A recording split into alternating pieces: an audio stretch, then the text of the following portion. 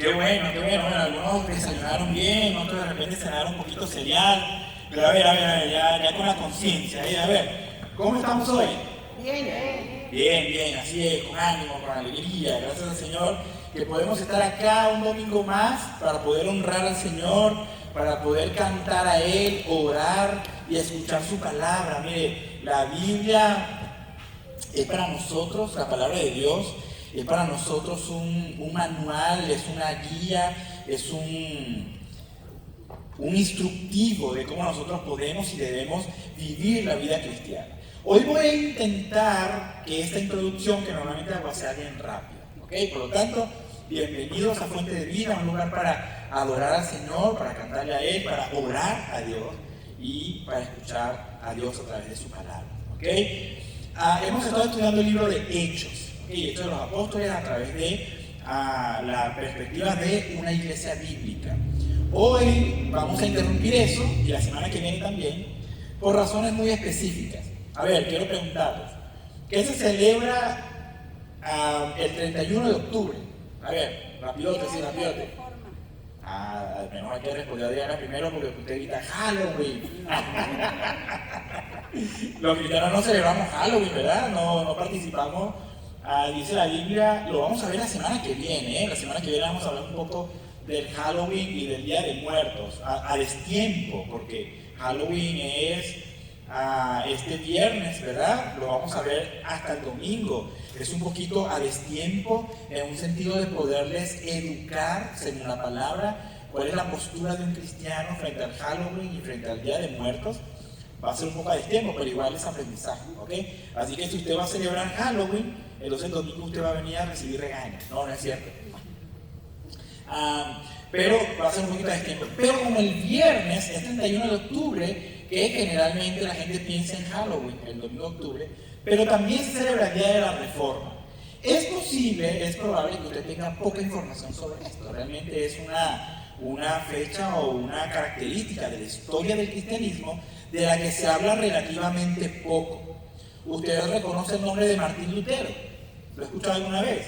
Bueno, Martín Lutero fue precisamente el primer reformador, digamos, ¿verdad? Esta persona que, aunque habían habido personas antes, la historia es sumamente vasta y interesante, Pero va de esto, ¿ok? Yo quiero hacer esta pequeña introducción primero, diciéndole a ustedes qué es la reforma, cómo eso afecta al cristianismo de hoy, el contexto histórico y mi posición pastoral, ¿ok? Muy bien. En el mundo han habido diferentes religiones. Antes de Jesucristo existía el judaísmo y diferentes religiones paganas, ¿ok? Muchísimas. Cuando llega Jesús, él comienza el cristianismo, ¿ok? Cristo, Jesús, comienza el cristianismo. El cristianismo es, cuando te dicen a ti que tú eres cristiano, te dicen que eres un imitador de Cristo. Y bueno fuera, ¿verdad?, que nos comportáramos como Cristo, pero lo intentamos. Eso es lo que significa. Cristianismo es el ejercicio de la imitación del Señor Jesús. Ahora, Él instala el cristianismo y comienza de una forma muy difícil, como a Dios le gusta hacer las cosas. Porque podemos nosotros pensar, o quisiéramos nosotros pensar, que como el cristianismo lo instituyó Cristo, todo debería ser perfecto. Perfecto, mira, si Cristo vino, el mismo Dios vino, instaló la iglesia, entonces seguramente desde cuando Cristo instaló la iglesia y se fue, todo fue maravilloso y perfecto porque lo hizo Cristo, pero no es la realidad. Inmediatamente usted puede leer en el libro de los Hechos, si no recuerdo mal, el capítulo 6, donde ya hubo una primera persecución hacia los cristianos. La historia del cristianismo ha sido compleja. Los cristianos desde el primer siglo que hemos visto en el libro de los Hechos, lo bonito, ¿verdad? Llegó Cristo, instaló la iglesia, todo el mundo empezó una maravilla, 3.000 y 5.000 se añadían a la iglesia y todos eran de un mismo sentir, todos pensaban una misma cosa, estaban todos de acuerdo, era maravilloso, aunque vamos a ver en esta serie del libro de los Hechos algunas dificultades que surgieron dentro de la iglesia. Pero comenzó una persecución que dio paso a que los hermanos de Jerusalén se dispersaran a lo largo de este territorio, ¿ok? Ahí encontramos a Felipe huyendo de la persecución, predicando en Samaria, instalando una iglesia en Samaria. Predicó, la gente se convirtió, se empezaron a reunir y Dios le dijo a él: ya tuviste éxito aquí, ahora tienes que irte a otro lugar. Y entonces, en este caso, Felipe salió de Samaria, que ya había tenido éxito, plantó una iglesia maravillosa y Dios lo mandó a otro lugar, que fue al desierto, donde se encontró al etíope eunuco. ¿Verdad? ¿Se acuerda la historia? ¿Qué tengo que hacer para ser salvo? ¿Qué me impide ser bautizado? ¿Y qué tengo que hacer para ser salvo? Preguntó este hombre. Entonces comenzó un proceso difícil del cristianismo. Usted ha escuchado cómo en los tiempos cuando murió el rey César Augusto y vino Nerón, si no recuerdo mal la historia así, comenzaron a sacrificar cristianos en el Coliseo Romano. ¿De qué se trataba esto? Bueno, era la diversión de la época. Agarraban cristianos, y tú eres seguidor de Cristo, sí, bueno, vente, que te va a meter preso, y para divertirnos vamos a poner a 10 cristianos en una arena y vamos a soltar 7 leones hambrientos.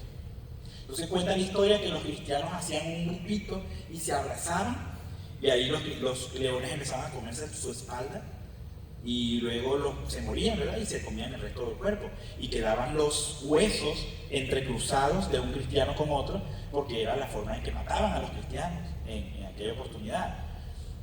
Y eso, querido hermano, la muerte de los cristianos es un evento que ocurre hasta el día de hoy, es lo que llamamos los mártires.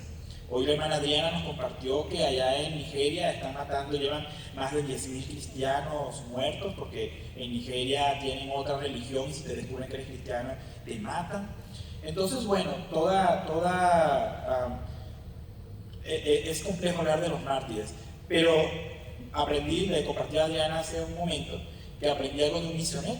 Un misionero me dijo: hermano, mira, si tú revisas el Apocalipsis, tú vas a encontrar allí, al final de los tiempos, un grupo de mártires al ladito del trono de Dios, clamando por justicia, diciéndole: Señor, ¿hasta cuándo harás venganza de nuestras muertes?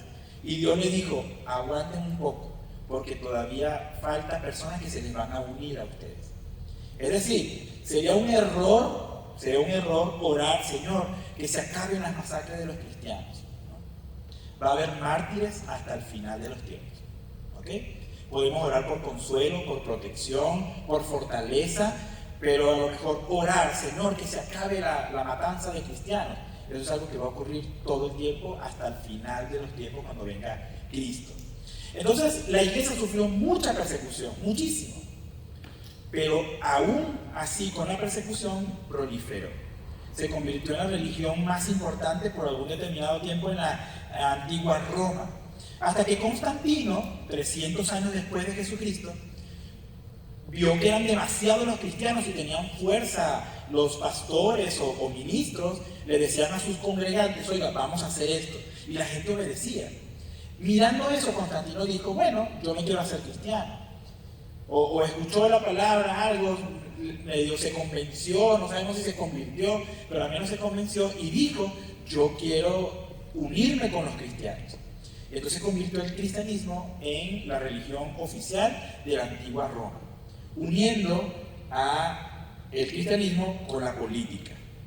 A partir de allí, la iglesia de Cristo comenzó a desviarse poco a poco, pero con mucha fuerza, de ser una iglesia bíblica. ¿Ok? Ellos tenían algunos escritos, ya tenían el Antiguo Testamento, tenían parte del Nuevo Testamento, no se habían hecho cánones, todo lo que tenemos aquí, pero ellos tenían escritos de Pablo, escritos de Pedro, tenían cómo alinearse a las escrituras, pero los jefes de las iglesias en aquel momento les ofrecieron buena lana. Y como dijo Jesús, ¿verdad? El asalariado, huye y todo el asunto. Se desviaron de la Biblia, se comenzaron a desviar los cristianos de la Biblia y comenzaron a hacerse políticos. Entonces los sacerdotes o pastores o ministros o obispos, es la misma palabra, ancianos, de aquella época le empezaron a dar cargos políticos. Pastor Jonathan, mira, ahora usted va a ser el regidor de infraestructura y obras. Pero ¿por qué? Si yo no estudié, yo nunca he hecho carrera política. No, porque usted es pastor, entonces ahora los pastores van a encargarse de la política. Y así comenzó. Hubo crisis política en Roma, en algún determinado tiempo hubo crisis política en Roma. El rey Constantino murió, tomó su hijo y así tomó el otro. Hubo tal crisis que cayó el Imperio Romano y fueron los cristianos politizados que le dijeron, bueno, nosotros podemos tomar el control. Se instaló el primer papa y entonces el papa quedó, ya habían papas previamente, pero cuando cayó el Imperio Romano, el que quedó como gobernante de Roma, ya no había imperio, pero el que quedó como gobernante fue el pastor, el sacerdote de la época, pero tenía un jefe que era el papa, ya existía papa, y él quedó allí. ¿Okay? Eso ocurrió más o menos, palabras más, o años más, años menos, entre los 1300 y entre los 300 y 450 años después de Cristo. Bueno, esta forma de gobierno cristiana política, siguió hasta el año 1469, cuando un monje, el catolicismo fue la religión oficial cristiana, porque siempre ha habido hinduistas, siempre ha habido budistas, siempre ha habido del otro, pero la única religión oficial cristiana de Jesucristo era la católica. Hasta que se levantó este monje, Martín Lutero, era un monje católico, que él tenía su Biblia en latín, porque en aquel tiempo la gente común no tenía acceso a la Biblia. Solamente los sacerdotes tenían acceso a la Biblia y tenían acceso a la Biblia en latín, porque la gente no sabía latín, solamente sabían latín los sacerdotes, los demás tenían otra lengua vernácula. Y este hombre se puso a leer la Biblia, Romanos, y cuando iba por Romanos capítulo 5, versículo 1, dijo, mas el justo por la fe vivirá. Y eso saltó de su palabra, podríamos decir que la Biblia, la lectura de la Biblia evangelizó a Martín Lutero. Y él dijo, hey, todo lo que está pasando a nivel político-religioso está equivocado. Como que, ya lo vamos a ver un poquito más adelante, esto es solamente la introducción. Pero como qué cosa, la petición de indulgencias. La frase era, tan rápido como tú le pagas al Vaticano y al Papa cierta cantidad de dinero, tan rápido como esa moneda cae al fondo de la cesta, así de rápido sale un alma del purgatorio y llega al cielo. Esa era la frase, ¿verdad? Entonces, la venta de indulgencia, tú decías, oye, es que se me murió mi abuelito. Y a mí me gustó, mira, mi abuelito era malo, era borracho y golpeador y malo. Pero yo quisiera que fuera al cielo. ¿Cómo puedo hacer? Bueno, la Iglesia Católica te vende el acceso al cielo. Se llama indulgencia. Págame, vende terreno, vende cosas, págame unos 600,000 pesos mexicanos. Y tan rápido como tú me entregues el dinero, tan rápido sale tu abuelito del purgatorio y llega al cielo. Así de fácil. Buenísimo. La gente vendía cosas para salvar a sus seres queridos fallecidos. Era más o menos lo que ocurría, entre muchas otras cosas más que estaban pasando. Hoy no nos vamos a meter tanto con tantos detalles o con tanta historia. Estoy tratando de ponerlos en contexto para que podamos comprender lo que vamos a estudiar hoy. Entonces, en esta característica de gobierno político-religioso se encontraba 1460 y tantos, o 1500. En 1517, este monje, leyendo el libro de Romanos, fue convertido por la palabra. Hizo 96 tesis, es decir, dijo, cosa número 1, que la iglesia está haciendo mal, y que dice la Biblia de eso. Cosa número 2, que la iglesia está haciendo mal y lo que la Biblia dice de eso. Hizo 96 escritos y fue a la puerta del palacio de Gutenberg, nunca lo sé pronunciar bien, ¿verdad? Pero ahí fue y las clavó. Cuando alguien clavaba algo allí era como un anuncio público, como una publicidad de Facebook, como si hubiese puesto en el Chuliprecio Parral. Agarró a este hombre sus 95 propuestas de cosas que la iglesia estaba haciendo mal y lo que dice la Biblia, y las colocó en el Chuliprecio Parral. La intención de este hombre no era fracturar la iglesia o crear otra iglesia o crear otra denominación. Él tenía propósitos académicos. Él quería generar un debate, una reflexión para que se pudiera generar un conocimiento y la iglesia pudiera mejorar. Esa era la intención de él. Pero esto Dios lo utilizó para crear una revolución que hasta el día de hoy llamamos la Reforma Protestante. ¿Por qué se llama? Hasta ahí voy a dejar el contexto, porque hay muchísimas cosas alrededor, ¿ok? Perdón. Hasta ahí voy a dejar el contexto porque hay muchas cosas alrededor. Pero se llama así, Reforma Protestante, por dos razones. Reforma, si usted cuando escucha la palabra reforma no tiene idea de qué se trata, reformarse es volver a ir a las Escrituras. ¿Ok? Eso es reformarse. Dejar la tradición, dejar las leyes humanas y volver a las Escrituras. Por lo tanto, querido hermano, tú y yo necesitamos estar siendo reformados todos los días. Cualquier cosa que tú creas que sea verdad, tú puedes ir a la Escritura y preguntarle a Dios. Para eso tenemos ahorita una herramienta que se llama Google. Usted va al Google y dice, a ver, Google, yo creo que, no se me ocurre nada ahorita, pero déjese me ocurra. Yo creo que yo debo ir a la iglesia en falda. Sí o sí, yo no puedo ir a la iglesia en pantalón. ¿Qué dice la Biblia sobre eso? Y bueno, Google seguramente te va a sacar algunos versículos para que tú puedas entender. O usted tiene al pastor, usted le pregunta al pastor, mire, yo creo que debemos ir en falda a la iglesia. Y entonces el pastor te va a contestar.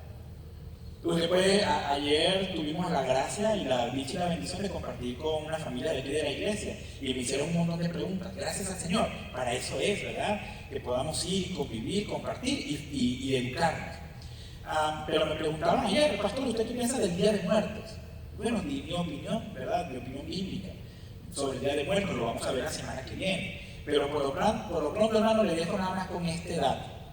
El Día de Muertos en México es algo muy cultural y la gente lo logra mirar como algo muy bonito. Pero al final de cuentas el propósito del altar del Día de Muertos y el Día de Muertos como tal es invocar a los muertos, ¿verdad? Porque le lleva un taco para que él venga del otro lugar donde está, venga, lo estoy invocando para que venga a comer, porque a él le gustaban las enchiladas y yo le debe su enchiladita porque se las coma. Bueno, eso es lo mismo que la ouija, hermano. Y cuando decimos ouija decimos, ay no, el Señor lo reprenda. Pero decimos Día de Muertos, ay, qué bonito, pero es lo mismo.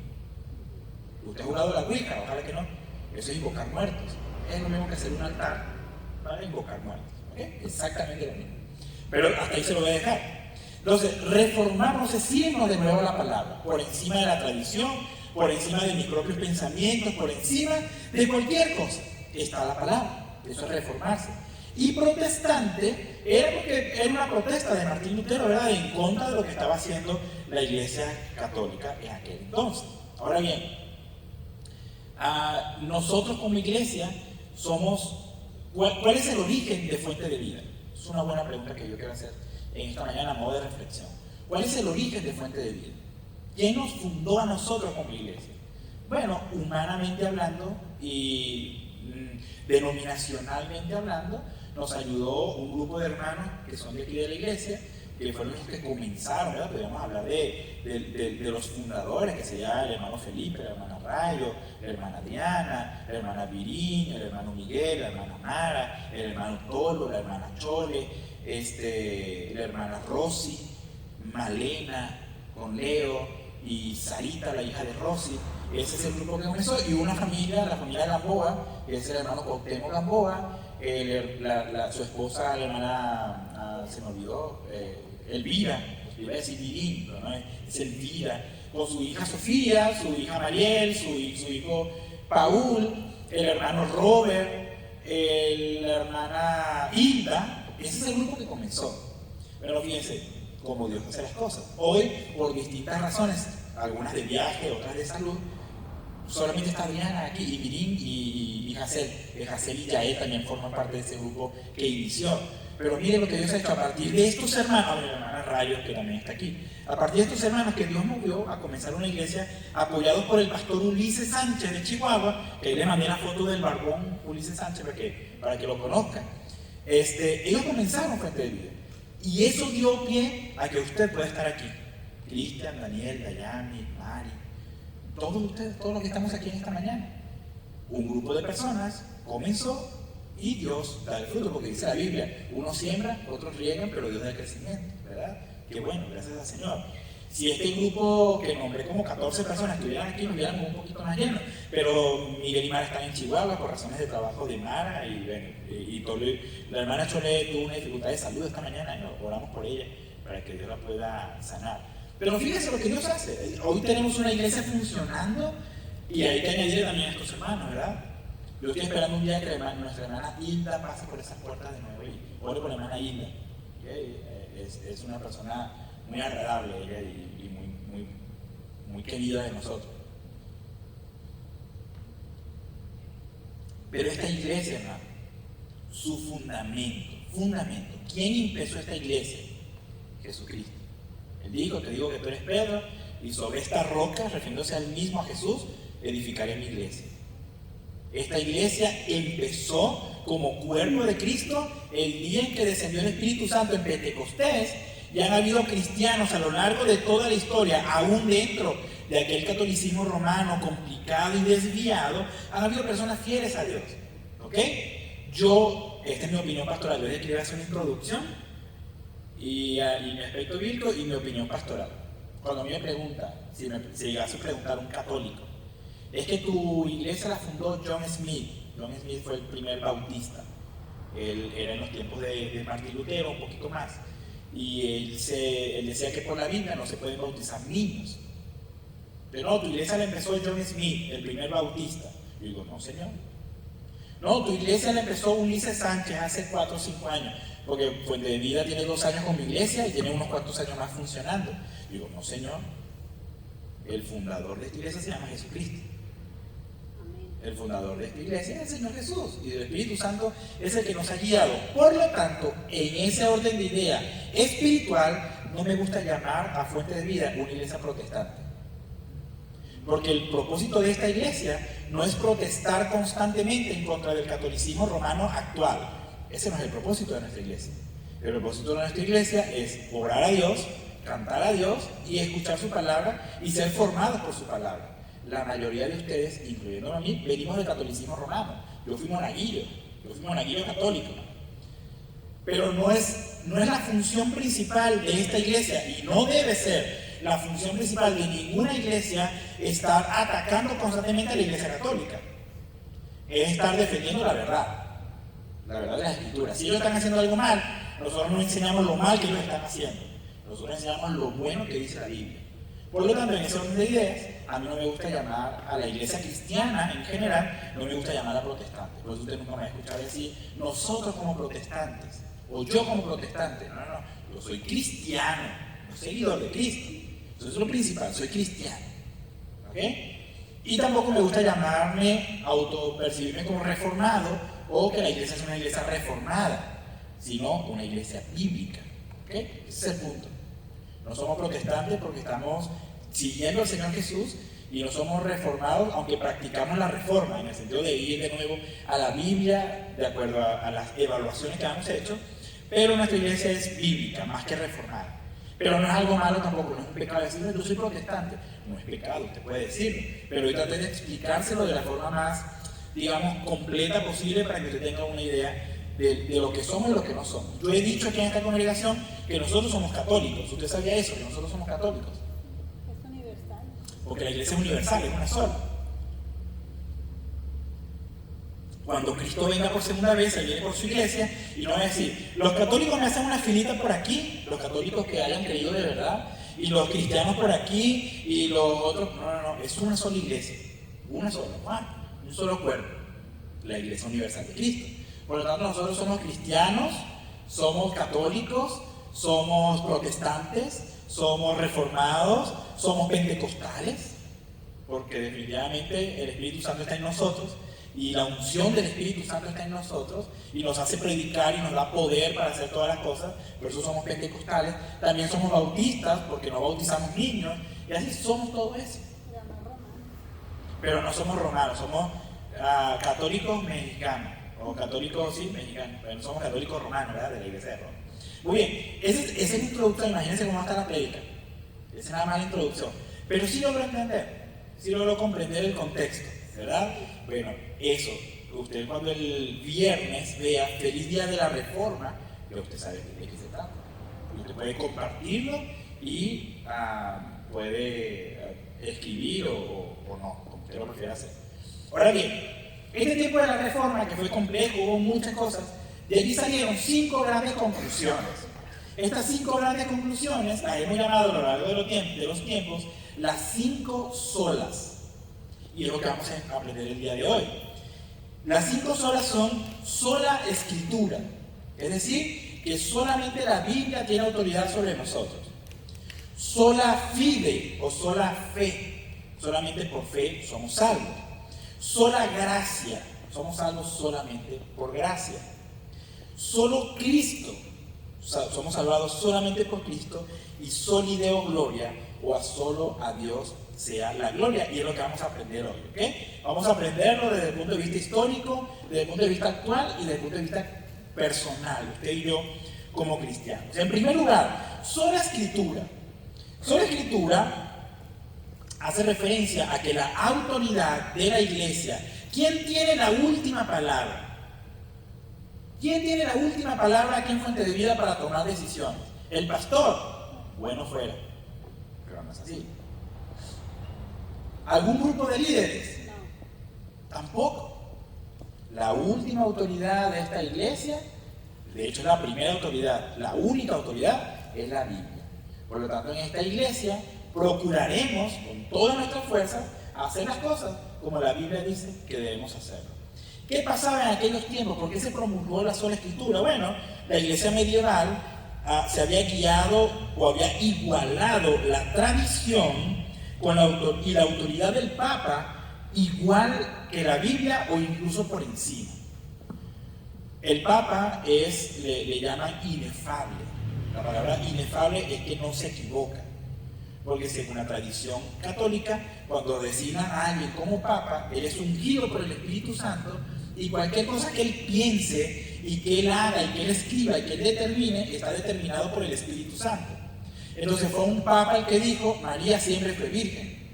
Y lo dejaron como una verdad, aunque la Biblia no dice nada de eso, pero lo dejaron como una verdad porque lo dijo el Papa, porque el Papa no se equivoca. Esa es la intención, ¿ok? Por lo tanto, la sola escritura dice que la tradición, el Papa, el pastor, cualquier hermano de la iglesia, incluso el pastor Ulises, no es la última palabra ni la última autoridad de la iglesia, sino la Biblia.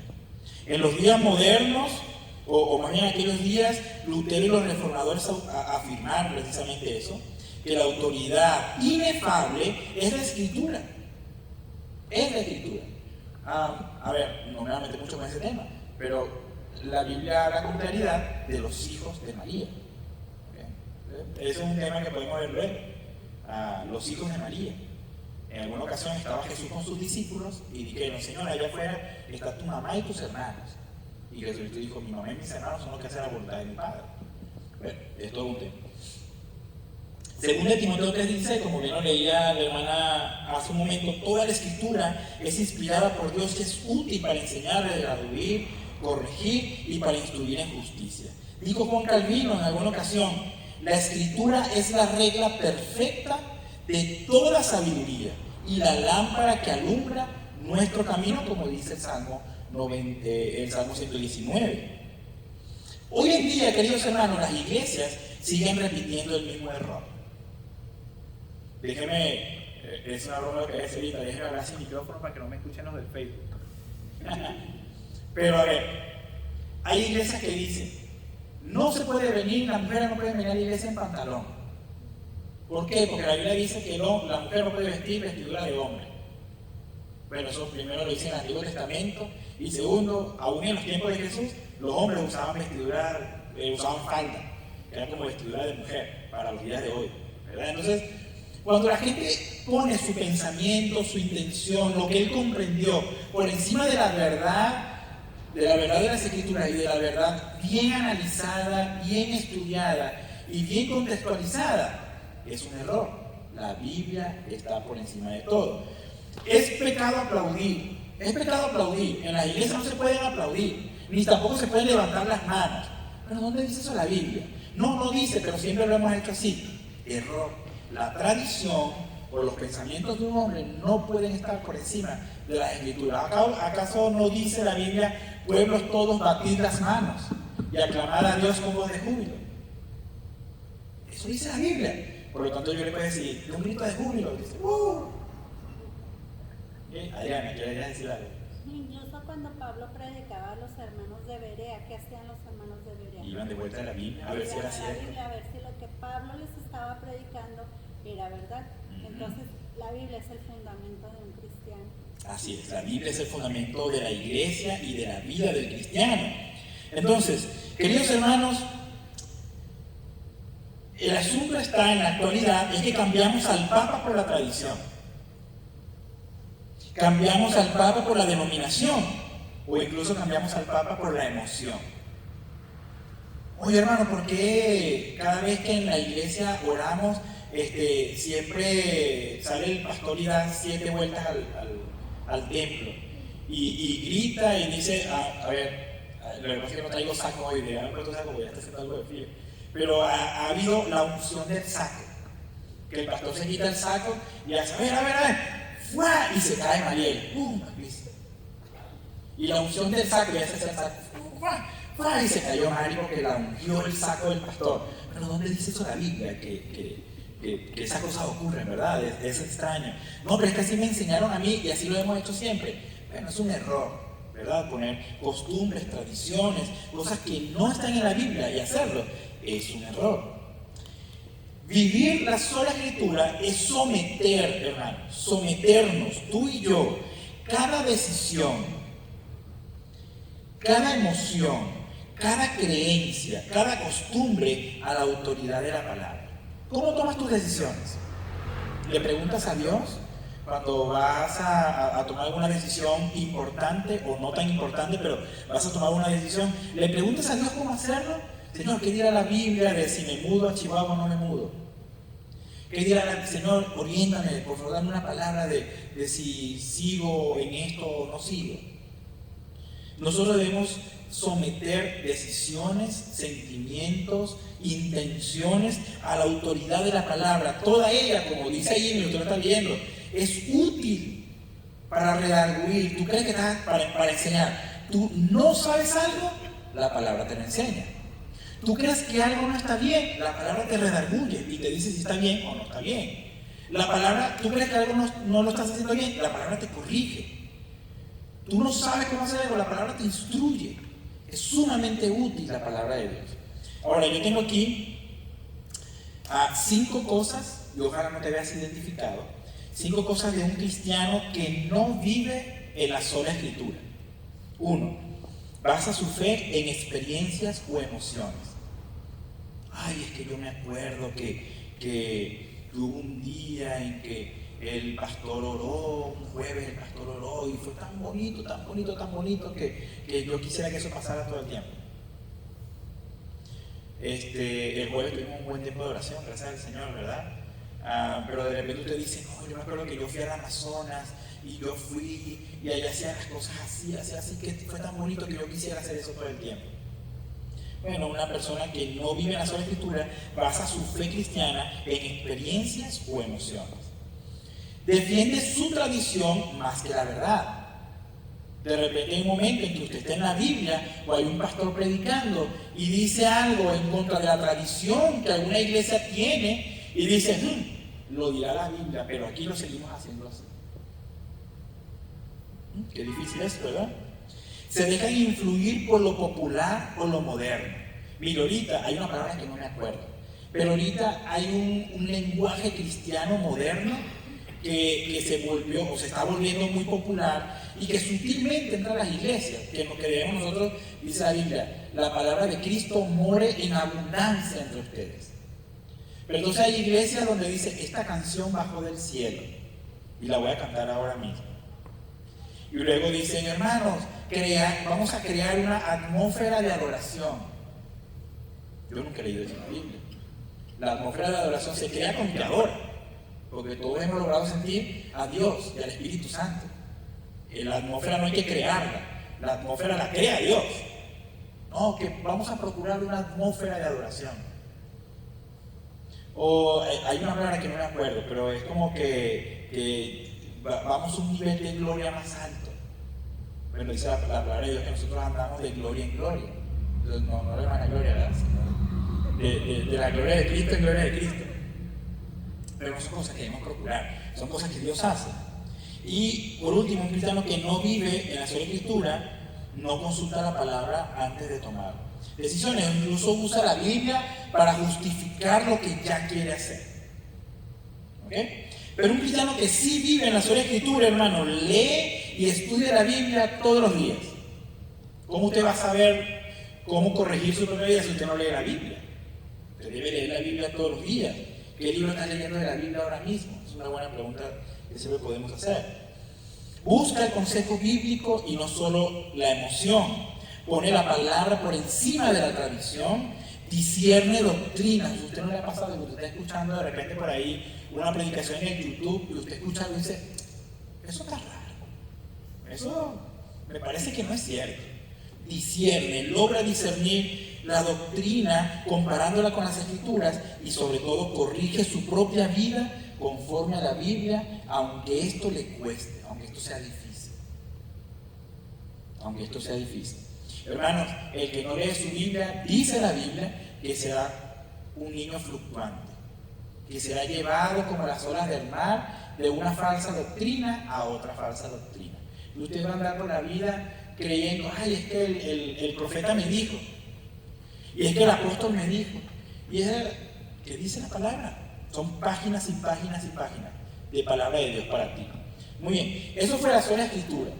Ahora bien, sola fe, sola fide. ¿Por qué en aquellos tiempos se instaló como doctrina que solamente la fe? Bueno, la iglesia enseñaba que la salvación era por la fe más las obras, penitencias, misas o indulgencias. Los reformadores recordaron que el hombre es justificado solo por la fe en Cristo. Romanos 5.1. A ver si me ayuda ya él. Romanos 5.1 dice de la siguiente manera. Justificados pues por venir todos los domingos a la iglesia, tenemos paz para con Dios por medio de nuestro Señor Jesucristo. ¿Dice así? No. Justificados pues porque logré hablar en lenguas, tengo paz para con Dios por medio de nuestro Señor Jesucristo. ¿Dice así? Justificado pues porque doy mucha limosna al necesitado, tengo paz para con Dios. ¿Verdad que no? Justificado pues porque yo oro y leo todos los días, tengo paz con Cristo. No. Justificado pues por la fe. Lo leía la hermana también hace un otro, vamos a ver un poco más adelante, que es solamente por la fe. La fe es la herramienta que Dios usa para poderte salvar. No hay nada, mire, hay una palabra aquí en México que aprendí a usarla en este contexto. Si tú quieres ayudar a Dios a salvarte a ti mismo, estás haciendo menos el sacrificio de Cristo. Bueno, o al menos en Zacatecas eso significaba algo. En Zacatecas de repente cuando despreciaban a un niño, decían, es que me hizo menos a mi hijo. Lo hizo menos. Así decían, no sé si aquí dicen igual. Pero lo hace más crudo todavía. Querido hermano, ¿tú crees que para que Dios te salve tú tienes que ser muy fiel y venir todos los domingos a la iglesia y yo quisiera hacer algo para que Dios me ayudara? Estás menospreciando, estás minimizando, incluso rechazando la obra de Cristo en la cruz, porque solamente a través de la fe, no de las obras, solamente a través de la fe tú y yo tenemos paz para con Dios. Pero hoy mucha gente hoy vive el evangelio del rendimiento. Dime cuántas cosas tú haces para Dios y te diré cuán buen cristiano tú eres. Dime cuántas cosas tú haces para Dios y te diré cuán buen cristiano tú eres. Y comenzamos entonces a pensar que si oro más, que si sirvo más, que si doy más, Dios me amará más. Y no es así. No es así. Yo lo he dicho muchas veces. Los días miércoles estoy dando un discipulado a algunas personas. No me acuerdo si fue el miércoles que dije esto, Glenda. Fue el viernes. Perdón, fue el viernes. El viernes estábamos hablando en el libro de Filipenses, en la otra casa, donde nosotros vamos también los viernes a dar discipulado, de que Pablo tenía todo lo que él hizo, lo tenía por basura. ¿Se acuerdan de ese pasaje? De Filipenses, cuando Pablo dice, yo soy hebreo de hebreos, incircunciso de octavo día, fariseo, de todo hizo ese hombre. Pero él dijo, todo eso yo lo tengo por basura por tal de ganarme a Cristo. Hermanos, yo quiero decir esto con amor, pero también con honestidad, ¿ok? Con amor, pero también con honestidad, como un mal ejemplo. Voy a ponerme a mí de mal ejemplo. Hermanos, ¿usted cree que usted ha hecho muchas cosas por Dios y que por eso Dios te va a amar? Bueno, hermano, yo dejé mi casa en Venezuela. ¿Tú has dejado una casa por Cristo? Yo sí. Yo dejé a mi mamá en Venezuela.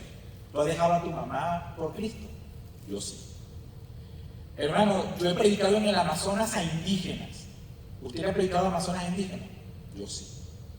Hermanos, mi familia y yo llevamos 7 años peregrinando, 7 años llevamos en México. Llevamos 8 años y medio, casi 9 años, peregrinando sin que Dios nos dé la oportunidad de trabajar con nuestras manos para nuestro propio sustento, dependiendo de la gracia de Dios para poder alimentarnos, y hemos pasado hambre por amor a Cristo. ¿Tú has pasado hambre por amor a Cristo? Yo sí. Tanta cosa que podría decir, pero todo eso, hermano, es basura, basura. Cuando yo llegue al cielo y Dios me enjuicie, nada de eso va a abonar nada a mi salvación. Solamente seré salvo porque Jesús murió en la cruz por mí, me rescató y me dijo, hijo, te quiero invitar a padecer mis sufrimientos aquí en la tierra. Y como dijo Pablo en Filipenses, yo soy feliz padeciendo como el Señor padeció. Querido hermano, no hay ningún mérito en mí, ninguno, y en ti tampoco. Por lo tanto, querido hermano, no pienses tú que hay cosas que puedas hacer para ganarte el favor de Dios. Pero tantito peor todavía, hermano. No pienses que tú tienes que estar mirando lo que hace el otro cristiano, a ver qué tantas cosas buenas hace el otro cristiano para saber qué tan buen cristiano es. Cuando hablábamos de esto en el discipulado, mi esposa dio 2 ejemplos. Y lo voy a traer de vuelta acá. El primer ejemplo es de la mujer que lavó los pies de Jesús con su cabello. Estaban en la casa de un rico. Y Jesús le dijo, mira, yo entré a esta casa y ni siquiera me diste agua para lavar mis pies, tú que eres millonario. Pero esta muchacha me lavó los cabellos, me lavó los pies con sus cabellos. Y dijo Dios una ilustración, dijo Jesús una ilustración, que había un jefe cuyos empleados le debían dinero. Uno le debía 5,000 y otro le debía 1,000. Y el dueño le perdonó las deudas a los dos. Bueno, 5,000 y 1,000 no suena muy poquito. Vamos a ponerlo más. Uno debía 500,000 pesos y el otro debía 50,000 pesos. Y el dueño los perdonó a los dos. Y preguntó Jesús, ¿a quién amo más? Y la respuesta lógica es, al que le perdonó 500,000. A ese amo más. Porque la deuda era enorme. Tuvo la misma gracia para los dos, pero a él lo amo más, ¿verdad? Y la otra ilustración que pusimos, una ilustración bíblica, es que un día dijo Jesús que un viñador salió a trabajar su labor, su dinero. Y a las 6 de la mañana contrató a 2 y los puso a trabajar. Y a las 9 de la mañana contrató a otros 2 y los puso a trabajar. Y a las 11 de la mañana contrató a otros y los puso a trabajar. Y a la 1 de la tarde contrató a otros y los puso a trabajar. Y a la hora del pago le dio la misma cantidad a todos. Y uno se enojó. Y dijo, Señor, yo estoy aquí desde las 6 de la mañana hasta las 3 de la tarde. Y él está aquí desde la 1. Trabajó 2 horas nada más. ¿Cómo le vas a pagar lo mismo que a mí? Y Jesús dijo que el viñador dijo, es mi dinero, yo pago lo que yo quiero. 2 cosas quiero decir con estas 2 ilustraciones, hermanos. Por el hecho de que yo haya hecho más cosas para el Señor, no me hace mejor. Tengo la misma recompensa que tú, salvación y vida eterna. 2. Si yo he hecho tantas cosas buenas para el Señor y tú has hecho mucho menos y Dios nos dio la misma salvación, ¿a quién amó Dios más? Al que debía más. No es que yo deba menos, yo debo igual, pero Dios te ha amado más. Dios dice, yo no he hecho tantas cosas como el pastor. Dios te ama más, porque te está dando lo mismo que a mí, salvación y vida eterna. Qué maravilloso nuestro Dios. Pero solamente por la fe, hermano, no creas que puedes hacer algo para ayudar a Dios. No puedes. No vivamos el evangelio del rendimiento y andemos mirando quién hace más. Es que el pastor no trabaja, el pastor es muy fácil ser pastor, dicen algunos, ¿no? Es muy fácil ser pastor, mira, llega los domingos y predica y ya. Hermano, si Dios te contrató aquí a las 1 y a mí me contrató a las 6, es lo mismo. Si Dios aquí te da muchas cosas que hacer y a mí me da menos, es lo mismo. Que no es la realidad del pastorado, ¿eh? El pastorado es muy exigido. Pero hermanos, Dios es tu dueño. Él es el dueño de la vida donde tú trabajas. Y es el dueño de la vida donde yo trabajo. Él nos da funciones a cada uno. Y a cada uno nos dará según lo que Él quiera darnos. Por eso, queridos hermanos, la fe debe descansar en la obra completa de Cristo y no en nuestros méritos. Vivir sola fe es confiar plenamente en Cristo y no en lo que yo pueda hacer. ¿Cómo vive un cristiano que no vive sola fe? Ahí les va. Trata de ganarse el favor de Dios con sus obras. Se siente condenado cada vez que falla. No, le fallé a Dios, ya me dejó de perdonar, ya no me ama más, ahora me va a mandar para el infierno. ¿No? Vive sin gozo, vive con culpa o con legalismo. Muchos cristianos viven así y muchas iglesias promueven eso. Hermano, hermana, ten cuidado porque si pecas, Dios te va a quitar la salvación. La salvación no se quita. La salvación es de Dios, es del Señor. Si Él la dio, Él te va a ayudar a permanecer en santidad. Pero muchas veces las iglesias promueven ese juicio para que la gente viva en culpa y en legalismo en vez de en fe. Juzgan a otros por su nivel de desempeño. Y qué difícil cuando un cristiano juzga a otro cristiano por su nivel de desempeño. Eso no se hace. No entiende la libertad del Evangelio. No entiende la libertad del Evangelio. El Señor Jesús dijo: conocerás la verdad y la verdad te hará libre. No está hablando de libre albedrío, eso es otro asunto. Está hablando de libertad en Cristo. Queridos hermanos, tú eras esclavo del pecado, Dios te liberó de ser esclavo del pecado, ahora eres libre en Cristo, pero nosotros, guiados por el Espíritu Santo, tomamos nuestra libertad y la ponemos a los pies de Cristo para servirle por amor. Eso es lo que dice la Biblia, una y otra vez. No somos cristianos por esclavitud, somos cristianos por amor y por libertad, porque el Señor nos ha hecho libres. Pero un cristiano que vive en la sola fe descansa en la obra terminada de Cristo. Es Cristo quien salva. Sirve a Dios por amor y no por miedo. Es como el que dice en la mañana, se levanta, el que no vive en sola fe, se levanta en la mañana y dice: hoy no me dio chance de orar ni de leer la Biblia, hoy me va a ir mal. Y sale a la calle asustado: ay, hoy me va a ir mal, algo me pasó. Y toma la que te chocaron ese día. Y tú dices: viste, ahí está. Me castigó Dios porque no oré esta mañana. No actúa así Dios. Dios no hace eso. No mide su valor. El que sí vive en sola fe no mide su valor por su desempeño. Sabe que su identidad está en Cristo y vive con la seguridad de su salvación. Tu fe no es lo grande de tu fuerza. Tu fe no es grande por tu fuerza, sino por el objeto de tu fe. Confía en Cristo, que Cristo es suficiente. Tercera cosa, sola gracia. Sola gracia, ya hablamos de sola escritura, ya hablamos de sola fe, vamos a hablar ahora de sola gracia. ¿Qué pasaba en aquel contexto histórico? Bueno, la iglesia enseñaba que la gracia era algo que servía por los sacramentos. ¿Ok? La gracia de Dios se hacía efectiva a través de los sacramentos. Pero los reformadores afirmaron, dijeron: la salvación es un regalo, no una recompensa. Efesios, vamos allá, Efesios 2, 8 y 9, lo leíamos hace un rato también con la hermana Adriana, dice: porque por tu esfuerzo eres salvo por medio de la fe. Y esto no es de vosotros, pues es de Dios, no por obra para que nadie se lo olvide. ¿Dice así? No, ¿verdad que no? No es por tu esfuerzo. Dice allí: porque por gracia sois salvos. La gracia es un regalo inmerecido. La salvación que Cristo nos da es un regalo inmerecido.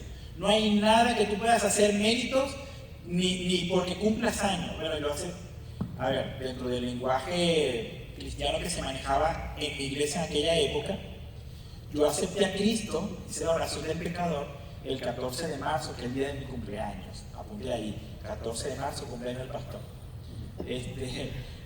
Pero ese día, mi mamá, como regalo de cumpleaños, invitó a la hija del pastor y a un muchacho que cantaba en la iglesia y a un diácono de la iglesia a que me evangelizaran. Y yo era tan rockero y tan vestido de negro y tan pelo largo y tan, a lo mejor hasta malhumorado, que me cuentan que ellos tres fueron a la casa con miedo. Y yo, ¿con miedo de qué? Yo era un muchachillo de 17 años. Y me predicaron casi que ay, bueno, Jonathan, mira, pero ni porque tú estés cumpliendo años, eso te hace mérito para poder obtener la gracia de Dios. Dios te ha salvado, hermano, y yo sé que Dios te ha salvado porque tú estás aquí. Nadie te ha obligado a venir a la iglesia el día de hoy. Nadie te ha puesto una pistola en la cabeza para venir al templo. Tú vienes porque eres salvado. Y eres salvado por gracia, como un regalo de Dios. Tú no lo buscaste, tú no lo trabajaste, es inmerecido porque no te lo mereces, pero Dios te lo quiso dar. Somos salvos solamente por gracia. Charles Spurgeon fue un predicador muy famoso. Dijo: si el hombre pudiera salvarse a sí mismo, Cristo habría muerto en la cruz en vano. En vano. Dijo algún otro predicador: si me miro a mí mismo, es imposible salvarme. Hermano, no importa lo moralmente bueno que tú seas. Usted ha escuchado esta expresión, yo estoy seguro que sí. Mira, fulanito o fulanita es tan buena persona que lo único que le falta es Cristo. ¿Se ha escuchado esa expresión? Yo la he escuchado varias veces. No, fulanito es tan bueno que lo único que le falta es arrepentirse y creer para hacer. Eso no es así, hermano. Eso no es así. Por gracia somos salvos. Usted puede ser moralmente bueno o buena, socialmente bueno o bueno. Usted puede ser lo que usted quiera ser, un buen hijo, una buena mamá, un buen padre, lo que tú quieras ser. Pero eso no te da más acceso a la salvación. Dios, mire, hace algún tiempo llegaron dos personas, una pareja, una muchacha y un muchacho aquí, hace ya mucho tiempo, evidentemente drogadictos, y llegaron pidiendo ayuda. Y fue complejo. Tuvimos disposición de ayudar. El hermano Miguel y yo los tomamos y les compramos algo de comer, los llevamos al lugar donde estaban durmiendo en una plaza afuera en la calle. Le dijimos: mira, como ya lo vamos a ver la otra semana, le dijimos: no tenemos ni oro ni plata, pero lo que tenemos te damos, ¿verdad? Yo les evangelicé y ellos siguen. Y por ahí alguien logró decir: no, es que ellos ni aunque tú los evangelices no va a pasar nada, porque están tan metidos en la droga. Hermano, no importa lo bueno que tú seas, no importa lo malo que tú seas. Hay gente que dice: no, mire, yo creo que para que mi esposo se salve es muy difícil porque mi esposo es muy malo. Hermano, la salvación es por gracia. No importa lo bueno que tú seas, no importa lo malo que tú seas. Si Dios te quiere salvar, Él lo va a hacer, porque la salvación es por gracia. Hoy en día, hermanos, muchos creen merecer el favor de Dios por su servicio, por su moralidad o por su ministerio. Pero todo lo que somos es pura gracia, porque no merecemos nada. Pero todos hemos recibido todo en Cristo. Vivir solamente por la gracia es reconocer que todo lo bueno viene de Dios. ¿Cómo es un cristiano que no vive en la gracia? Se los leo, dice: en primer lugar, se siente merecedor del favor de Dios. No, es que yo siempre he estado muy cerca de Dios. Yo siempre, desde chiquitito o chiquitita, yo siempre he estado muy cerca de Dios y por eso yo sabía que Dios me iba a salvar. Por eso yo llegué a la verdad, porque yo siempre he sido muy bueno. Error. No importa lo bueno o lo malo que no haya sido, Dios te salvó como un regalo. 2, se compara constantemente con otros y lo hacen con humildad. Mira, yo sé que yo no soy el mejor cristiano, pero mira, fulano de tal. Ese sí es malo, de verdad. No como yo. Mira, yo sí. ¿Se acuerdan del fariseo que estaba en la primera banca orando y el publicano que llegó a la última? Y el fariseo que no hay gente de esa fuente de vida, ¿verdad? Gracias al Señor. Pero el fariseo estaba en la primera banca y decía, Señor, gracias porque yo vengo todos los domingos a fuente de vida. Y yo sí doy mis diezmos, yo sí, mira, mis diezmos y mi ofrenda yo los doy, porque yo soy muy fiel. Y Señor, mire, yo en la calle yo le hablo a todo el mundo, y yo hago, y yo cuando hay que limpiar la iglesia, como ayer que había aseo general, yo sí voy a la iglesia a limpiar. Yo sí voy, cada vez que convoca un aseo general, yo estoy ahí de primerito. Y yo se convirtió en un yo. Y era un sacerdote, pero estaba el publicano, gente mala, gente tramposa. Podríamos decir que un político corrupto de nuestra época llegó a la última banca y dijo, Señor, ten misericordia de mí, sé propicio a mí, ten misericordia de mí porque soy pecador. Y dijo Jesús, ¿quién regresó justificado primero delante de Dios? El publicano, el que reconoció su error. Por lo tanto, queridos hermanos, no te andes comparando con otro. Tú no eres mejor cristiano que otro por lo que hagas, o el otro no es mejor cristiano que tú por lo que él hace o no hace. El que no vive sola gracia piensa que su obediencia le da derechos ante Dios. Se ofende cuando no lo reconocen y se ofende. Ay, pero si yo hice esto, si yo hice aquello, como el pastor nos lo dijo el domingo en la predicación, mira, yo también hago cosas. Y se olvida que sin Cristo nada puede hacer. Pero el que sí vive en la sola gracia agradece más y se queja menos. Sirve sin esperar reconocimiento. No presume sus dones ni sus logros. Perdona porque ha sido perdonado. Vive con humildad, reconociendo su dependencia total a Dios. Evalúate, hermano, pero no me valores con lo positivo. ¿Agradeces tú al Señor constantemente o te vives quejando de la vida? Tú sirves a Dios en la iglesia, pero cuando lo haces, esperas que la gente te lo reconozca. Tú presumes tus logros espirituales, lo que tú has hecho por Dios lo logras presumir, o tus dones. No, yo tengo el don, hermano, a mí deberían ponerme a hacer esto porque yo tengo el don, dice algo. Perdonas, hermano, recuerda que has sido perdonado por gracia y tú debes perdonar de igual manera. Esta pregunta siempre me gusta hacerla. ¿Hay alguien ahora mismo a quien tú no le diriges la palabra? ¿Hay alguien ahora mismo con quien estás peleado? ¿Hay alguien ahora mismo a que si viene por una banqueta tú te cambies para no tener que saludarlo? Deberías salir de aquí hoy pidiendo perdón para poder vivir por la gracia de Dios. Y vive con humildad, hermano, no seas arrogante. Reconoce tu dependencia total de Dios y no de tus propias fuerzas. No seas arrogante, hermano. Cuarto, vamos terminando. Solo Cristo. En aquellos contextos, hermanos, en aquellos tiempos de la Reforma, la iglesia enseñaba que había muchos mediadores. Había muchas formas de llegar a Dios. ¿Recuerdan aquel dicho popular? Todos los caminos llegan a Roma. Era un dicho popular. Todos los caminos llegan a Roma. María era un mediador, según el Papa. El Papa dijo, sí, si tú quieres llegar al Dios Padre, lo vas a hacer a través del Dios Hijo, como dice Juan 14:6. Yo soy el camino, la verdad y la vida. Pero para llegar al Hijo, primero tienes que ir por su mamá. María es tu pase para llegar a Jesucristo. Y con Jesucristo llegas al Padre. Eso es lo que se enseñaba en aquellos tiempos.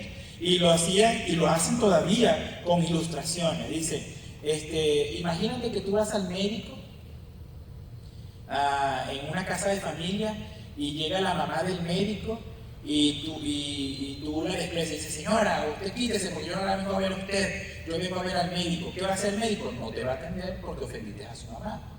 Eso es una ilustración que usa mucha gente en estos tiempos. Y la iglesia de aquel tiempo, ¿verdad? Y aún todavía dicen que si quieres llegar a Dios el Padre lo vas a hacer a través de Jesucristo. Pero para llegar a Cristo no lo puedes hacer por méritos propios. Tú no puedes llegar a Cristo, ni Cristo va a llegar a ti. No, tú lo debes hacer a través de María. Y a María vas a llegar a través del sacerdote. Por eso debes ir a confesarte en el confesionario católico, porque el sacerdote católico debe escuchar tu pecado y te va a absolver absolver. Bueno, ¿cómo es la palabra? Usted sabe. Absolver, que te va a quitar el pecado, ¿verdad? A través de una penitencia. ¿Cuáles son las penitencias? 5 Ave María y 2 Padre Nuestro si usted se robó un plátano. Pero si se robó un carro, son 500 Ave María y 100 Padre Nuestro. Dependiendo del pecado va la penitencia, ¿verdad? Entonces, la Biblia enseña, queridos hermanos, en 1 de Timoteo 2:5, ¿lo puedes colocar ya, por favor? 1 de Timoteo 2:5. Porque hay un solo Dios y un solo mediador entre Dios y los hombres, Jesucristo hombre. Querido hermano, qué maravillosa gracia tiene Dios con nosotros, que al haber sido salvados, repito, tú no tienes que ir al muro de los lamentos allá en Jerusalén o allá en aquellos lugares para que tu oración sea escuchada. Tú no necesitas ir a bautizarte en el río Jordán para que tu bautismo sea válido. Tú no necesitas ir a adorar en el monte Sinaí, allá en Tierra Santa, para que tu adoración llegue delante de Dios. Si tú eres salvado y rescatado por Jesucristo, tú te despiertas en la comodidad de tu cama y te sientas y dices, gracias Señor por un nuevo día. Luego te arrodillas y dices, te entrego hoy de nuevo todo lo que soy. Y luego te pones en pie y cantan al ángel santo y Dios te escucha. Si lo haces por los méritos de Cristo. Queridos hermanos, el Señor está al alcance, Él está cercano. No necesitamos, imagínese usted que yo le dijera, y vaya que estoy, mire, no sé, nunca lo he escuchado, pero estoy seguro que hay pastores que han dicho esto que yo voy a decir ahorita. Hermano, tú tienes que vivir bajo mi cobertura. Si tú no estás bajo mi cobertura, la bendición de Dios no te va a llegar. Para que tu oración, tu alabanza, tu petición, tu entendimiento puedan llegar de una forma correcta, el Espíritu Santo pueda llegar de una forma correcta, tienes que estar bajo mi cobertura. Porque si no estás bajo mi cobertura, no vas a entender la Biblia, Dios no te va a bendecir, tu alabanza no va a llegar al cielo, va a rebotar del techo y se va a devolver, igual que tu oración. Vaya que eso se predica en muchos lugares. Queridos hermanos, la cobertura que tú necesitas es la de Cristo. Porque hay un solo Dios y un solo mediador entre Dios y los hombres, Jesucristo, solamente Cristo.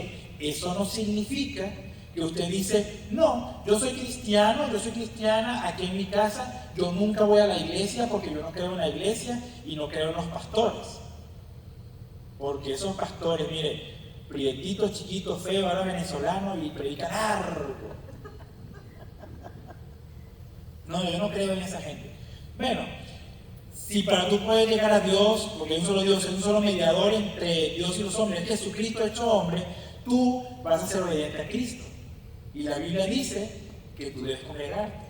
Y la Biblia dice que tú tienes pastores para tu aprovechamiento, ¿verdad? Para que te guíen, te enseñen, te orienten. Tú debes sujetarte y obedecer a tus pastores para que puedas vivir la vida cristiana de una forma correcta. Pero no porque la unción esté en el pastor.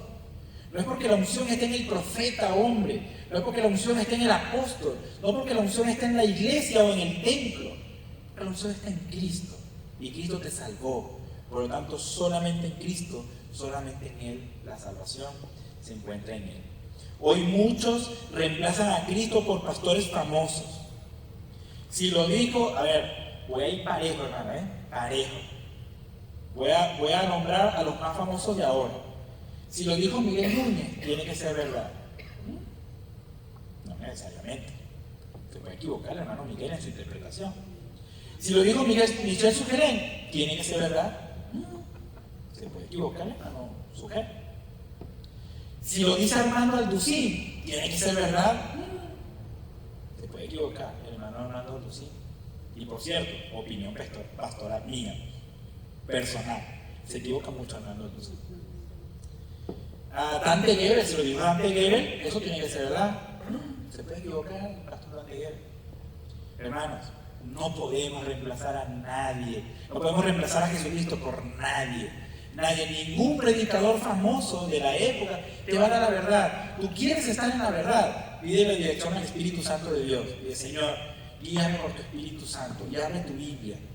Allí va a estar la verdad. Hermanos, aunque los reformadores hicieron un excelente trabajo, Dios los ayudó, ¿verdad? Porque no es gloria a los reformadores. Es gloria a Dios que utilizó las circunstancias. Pero Martín Lutero no tiene la verdad. Zwinglio no tiene la verdad. Calvino no tiene la verdad. Arminio no tiene la verdad. John Smith, el primer bautista, no tiene la verdad. No se equivocan. La verdad está en Cristo y Cristo es su palabra. Solo Cristo. Solo Cristo es la verdad. Queridos hermanos, si un día yo enseño algo que no está en la Biblia y el Espíritu Santo te dice a ti por un versículo de la Biblia que lo que yo dije no es cierto, tú tienes todo el derecho de corregirme con amor. Oye, pastor, ven acá, usted me invita un café para que no sea tan difícil. Oye, pastor, es que usted el domingo dijo así, así, así, y mira lo que dice este versículo. Y probablemente diga, mira, me equivoqué. Gracias por corregirme. Qué bueno que lo haces. Querido hermano, ningún hombre tiene la verdad, solo Cristo en su palabra.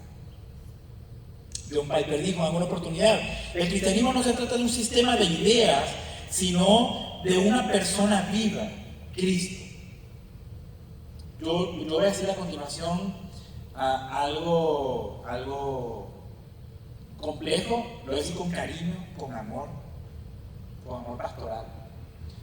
Pero ninguna doctrina humana fuera de la Biblia tiene la verdad. ¿Ok? Y voy a poner un solo ejemplo sencillo del calvinismo radical. Calvinismo radical. Estoy hablando del calvinismo. Hay un calvinismo radical que estos hermanos que no llaman el tulip, ¿verdad? Que es depravación total y todo esto de demás. Entonces, yo encuentro en la palabra de Dios mucho de lo que ahí se habla. Pero, por ejemplo, yo encuentro depravación del hombre, pero no total. Lo que encuentro en la Biblia es que hay bondad en el corazón del hombre, palabra de Jesucristo. Pero cuando hay un sistema de ideas, llámese como se llame, calvinismo, arminianismo, doctrina y pensamiento bautista, doctrina y pensamiento pentecostal, nueva era, cualquiera, hermano, cualquier sistema de ideas se basa en lo que dice la Biblia más un añadido, siempre. Y la palabra de Dios dice que no se debe añadir ni quitar ni nada a las escrituras. Por lo tanto, tú no puedes poner tu esperanza en tu sistema de ideas, en tu sistema de doctrina. Es que yo he preguntado en esta iglesia, ¿cuántos aquí se consideran bautistas? Y algunos levantan la mano. Me pregunto, ¿cuántos se consideran pentecostales? Y algunos levantan la mano. Y quizá hoy puedo preguntar, que creo que no. ¿Cuántos ustedes se consideran? Estoy preguntando de verdad. ¿Cuántos ustedes se consideran arminianos? Seguramente usted está diciendo en su mente, pastor, ¿con qué se come eso? Yo ni siquiera sé qué significa ser arminiano o quién fue Arminio, ¿verdad? Tampoco lo descubro, pero no vale la pena, usted lea su Biblia. Pero podría preguntar cuántos ustedes se consideran calvinistas. Y es posible que algunos levanten la mano. Pero el sistema de ideas, ¿cómo se llama? Calvinismo, arminianismo, bautista, pentecostal, nueva era. Ahorita, mire, lo escuché de un pastor de España, que lo sigo. Dice el pastor que en España está ahora la nueva, no es nueva era. Bueno, le pusieron un nombre. El nuevo cristianismo radical, así se llama. Nuevo cristianismo radical. Y están invitando, llegan a las congregaciones e invitan a la gente a vivir como en el libro de los Hechos. Entonces le dicen, no tienes que congregarte todos los domingos. Nos vamos a reunir con nuestro grupo de cristianismo radical y vamos a hacer ayuno de 3 días y luego vamos a seguir porque Dios tiene que sanar a los enfermos a través de nosotros, porque así lo hizo Dios en el libro de los Hechos. Querido hermano, cualquier sistema de idea, como se llame, si yo un día, Jonathan Pastor, se inventa un sistema de idea, ¿no? Y luego usted ahora va a ser cristiano padronista, por Jonathan Padrón. Cristiano padronista. Hermano, eso está equivocado. No le pongas apellido al cristianismo. es cristianismo, es solo Cristo, solo Cristo. Solamente en Cristo hay salvación. Un cristiano que no vive solo Cristo idolatra a líderes o ministerios. Ay, es que este pastor, ese sí tiene unción. O cuánto conocimiento, cuánta sabiduría tiene el pastor fulano de tal. Idolatra a líderes o ministerios. Busca mediadores humanos. Cree que necesita algo más que Cristo para estar completo. Vive pendiente de experiencias y no de comunión con Cristo. Pone su confianza en sí mismo o en otros y no en el Salvador. Pero un cristiano que sí vive solo Cristo centra su fe en Cristo, no en hombres ni en doctrinas humanas. Ora directamente al Padre en el nombre de Jesús. Es la forma correcta de orar. A ver, muy rápido. A mí me enseñaron cuando era joven por la Biblia. Dijeron, tu forma de orar es al Padre. ¿Tú puedes orar a Jesucristo? Sí. ¿Tú puedes orar al Espíritu Santo? Sí. Pero Jesucristo enseñó que la oración es al Padre. Pero que no saltamos lo que Cristo dijo, ¿verdad? Oramos al Padre. Oramos en el nombre de Jesús y por los méritos de Jesús. Y muchas veces lo logramos decir. Y yo creo que no es incorrecto. Decimos, Señor Jesucristo, gracias por salvarme y oro en el nombre de Jesús. Amén. ¿Y se dan cuenta que la oración es al Padre en el nombre de Jesús? Pero a veces oramos al Hijo en el nombre del Hijo. No es incorrecto, porque Dios entiende. Acá dice la Biblia, no sabemos orar como conviene. Pero el Espíritu Santo interpreta nuestras oraciones, ¿verdad? Y las lleva delante de Dios. Pero nosotros oramos al Padre en el nombre de Cristo, por los méritos de Cristo y con la dirección del Espíritu Santo. Así es como se ora. Oramos al Padre en el nombre de Cristo y por la dirección del Espíritu Santo. ¿Invocar al Espíritu Santo es malo? No. Te puede decir, de hecho hay una canción que hemos cantado en esta iglesia, pero invocamos a la Trinidad, ¿verdad? Decimos, Jesucristo, bienvenido a este lugar. Padre, y decimos, Espíritu Santo, bienvenido a este lugar. No es incorrecto, Dios entiende. Pero lo que enseña la Escritura es que oramos al Padre en el nombre del Hijo por dirección del Espíritu Santo. ¿Okay? El Espíritu Santo siempre está presente en nuestras oraciones. Ahora, los que sí viven solo Cristo, de las 5 solas, ya hemos hablado, déjenme hacer el recuento. Ya hemos hablado de que los cristianos debemos vivir sola Escritura. Hemos hablado de que los cristianos deben vivir solamente por fe, que los cristianos deben vivir solamente por la gracia y solamente por Cristo. El cristiano que sí vive solamente por Cristo centra su fe en Cristo y no en los hombres ni en doctrinas de hombres. Ora directamente al Padre en el nombre de Jesús. Busca parecerse más a Cristo cada día. Evalúa su vida a la luz del carácter de Cristo y da gloria a Cristo por todo logro o toda bendición. Yo puedo pasar este bosquejo al rato por el grupo de WhatsApp. Pero es así como vive un cristiano solo Cristo. Cristo no es una parte de tu vida cristiana, Él es tu vida cristiana. Si tienes a Cristo, lo tienes todo. Y por último, en esta tarde, solo y deo gloria, solo a Dios damos la gloria. En aquellos tiempos, en la era de los reformadores, la gloria se le daba a los hombres, a los papas, a los reyes, a los artistas y a los santos. Los reformadores recordaron que todo lo que existe es para la gloria de Dios. Romanos 1:36 dice, porque de Él y por Él y para Él son todas las cosas, y a Él sea la gloria por los siglos. Amén. Queridos hermanos, no le damos gloria a ningún hombre, llámese como se llame. No le damos gloria a ningún objeto, llámese como se llame. No le damos gloria a ninguna doctrina, llámese como se llame. La gloria es solamente a Dios. Pero déjame hacer un ejemplo muy rápido, regálenme un minuto para eso, de algo que platicábamos ayer en una casa de una familia de la iglesia que nos invitaron a compartir. En estos tiempos, cuando la iglesia y Roma se unió, hubo mucho se me fue la palabra, mucho sincretismo, es decir, cosas paganas se unieron a lo cristiano. Entonces, los romanos tenían muchos dioses, pero el máximo dios de los romanos era el sol, el dios sol. Por eso el primer día de la semana se llama Sunday, el día del sol en inglés. Y en español lo latinizamos a el domingo o el Dominus. ¿Y cómo le decían al rey de los romanos? El Dominus. Entonces decían Dominus y Deus. Es decir, el emperador romano era el dominador y el dios de la gente, él era el que gobernaba.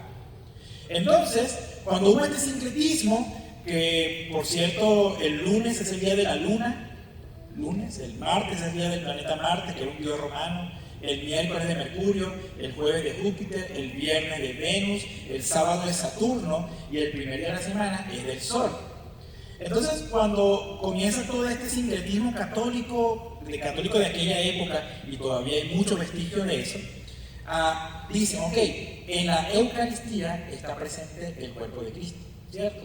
Entonces vamos a tener en cada templo, así como antes estaba el Arca de la Alianza, el Arca del Pacto, que representaba la misma presencia de Dios, vamos a colocar el Dominus, a Cristo, vamos a colocarlo presente siempre, para que la presencia de Dios siempre esté presente. ¿Y dónde está en los templos católicos hoy la presencia de Cristo? ¿Cómo se llama? El Santísimo. Y el Santísimo, si usted lo mira con detenimiento, ¿qué es? Un sol. Cuando el sacerdote toma el Santísimo, que tiene forma de sol, y lo pasa, ¿qué hace todo el mundo? Una reverencia, ¿verdad? Palabras más, palabras menos. Están adorando al dios romano Sol, consciente o inconscientemente. ¿Ok? Si ven todo el asunto. Pero nosotros como cristianos solo a Dios damos la gloria. No nos inclinamos ante el sol, no nos inclinamos ante la luna, no nos inclinamos ante las estrellas. Solamente a Dios nosotros damos la gloria. No nos inclinamos ante el pastor, no nos inclinamos ante nadie. Solo a Dios damos la gloria. Hoy muchos buscan su propia gloria, la fama del predicador. El pastor se graba para que lo vean en el Facebook. Mucha gente busca su propia gloria, la fama del predicador, el nombre de la iglesia. Recuerda la Torre de Babel, hagámonos un nombre. No es que nosotros somos fuente de vida, somos muy importantes, nos reconocen en varias partes. No buscamos eso, no buscamos un nombre, hacernos un nombre para la iglesia, no buscamos los me gusta, los me encanta en las redes, pero cuando la gloria es de Dios, Dios es el centro y el evangelio toma forma. Cuando Dios no es el centro, la gloria para Dios no es el centro de la iglesia, el evangelio se deforma, cambia de forma. Vivir solamente para la gloria de Dios es hacer todo para exaltar a Dios y no para ser visto. ¿Cómo vive un cristiano que no vive para la gloria de Dios? Quiere reconocimiento humano, lo anhela. Cuando hace algo, levanta el pecho, ¿verdad? Aplaudan, pues, aplaudan. Se desanima cuando no lo elogian. Ay, es que yo hice esto para la iglesia y nadie me lo reconoció. Usa sus dones para su propia fama. Habla más de él mismo que de Cristo. Y olvida que todo lo que tiene proviene de Dios. Pero ¿cómo vive un cristiano que sí vive solo para la gloria de Dios? Sirve a Dios sin buscar aplausos. Atribuye todo su éxito y sus logros solamente a Dios. Vive con humildad y gratitud. Busca agradar a Dios más que a la gente y sabe que su propósito es glorificar a Dios. Por lo tanto, hermano, no se trata de ti, no se trata de mí, se trata de Dios. Que vivamos siempre para su gloria, que vivamos siempre como la única fuente de autoridad en nuestras vidas, la Biblia. Que vivamos siempre por fe, no por vista ni por obras. Que vivamos siempre por gracia, reconociendo que lo que tenemos ha venido de Dios como un regalo, no somos meritorios de nada.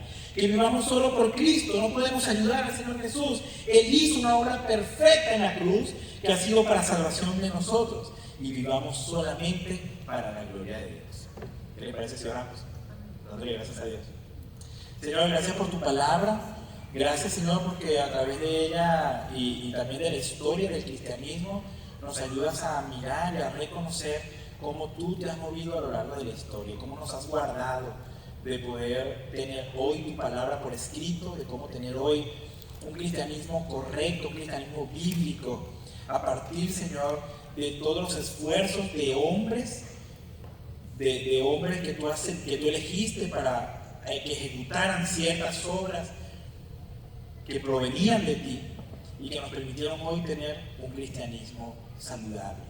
Señor, gracias porque a lo largo de la historia tú has guardado a tu pueblo, tú has guardado tu iglesia y lo seguirás haciendo hasta el final de los días de este mundo. Señor, ayúdanos a vivir solo para tu gloria.